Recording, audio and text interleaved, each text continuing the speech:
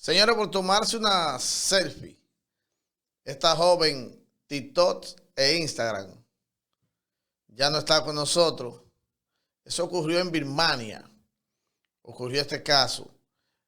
Cayó a una cascada junto a su amiga y el desenlace fue fatal.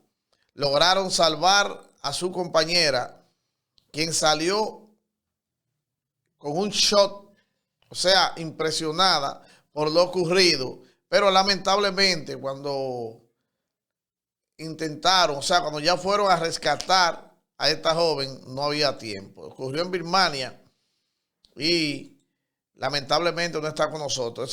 Ahí se ven imágenes de rescate de las influencers de apenas 14 años que fallece tras caer en una cascada por tomarse una selfie. Moe Sanay, así era su nombre, cae desde una cascada mientras se tomaba fotos. Se han difundido los momentos de su rescate en diferentes redes sociales. Ha estado apareciendo imágenes del momento de su rescate. Una cascada mientras se tomaba selfie. Según medios, la adolescente se estaba fotografiando con una amiga. En Birmania ocurrió esto. Algunos medios han difundido imágenes de los bomberos voluntariados cuando rescataban a su compañera y también el cuerpo de esta, que no pudo liberarse. Murió por ahogamiento. Manejaba la plataforma de TikTok igual que Instagram. Pasaban de 100,000 sus seguidores. Lamentando mucho esto. Todo por tomarse unas cuantas fotos para una selfie.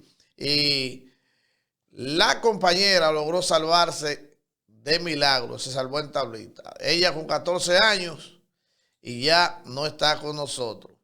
Por tomarse una foto solamente. Imagínense cómo está esto. Con tal de buscar view. Y miren, lamentablemente. Ahí lo que ven ahí es donde cayó la joven, de donde fue rescatada ella y su amiga, la cual sí pudo ser salvada. Ahí es el lugar, mire, de esa parte ahí. Esas imágenes que ustedes ven ahí fue cuando fueron rescatadas, pero ellas sin signos vitales. Dámela a compartir, comparte nuestro contenido. Somos Arroz TV. Estamos en Instagram, en Facebook y en YouTube. Compártelo y dale.